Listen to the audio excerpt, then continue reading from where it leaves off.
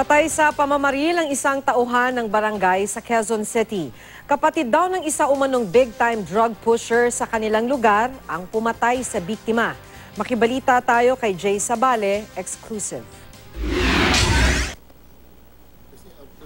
Hindi na makukumpleto sa Pasko ang pamilya Barakil matapos mabaril at mapatay ang kanilang padre de pamilya na si Rico bandang alas 11 kagabi. Nagkakasiyahan lamang daw sila sa loob ng kanilang bahay sa Barangay Sangandaan, Quezon City dahil nakauwi na ang kanilang ina mula sa Middle East matapos magtrabaho doon sa loob ng 4 na taon. Bigla na lang po may pumotok.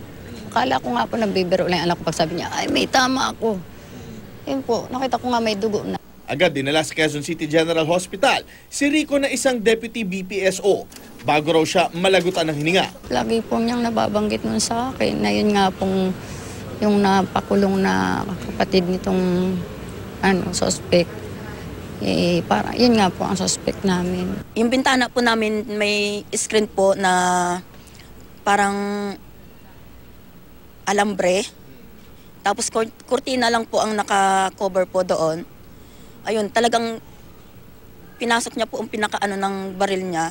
Nakita daw nito mula sa bintana ng bahay na ang bumaril daw sa kanya ay si alias Eteng, na kapatid ng isa umanong big-time pusher sa kanilang lugar na kanilang naipakulong. Kung sino man po gumawa sa asawa ko, kung ano pong ginawa niya sa asawa ko, sana ganun na rin po mangyayari sa kanya.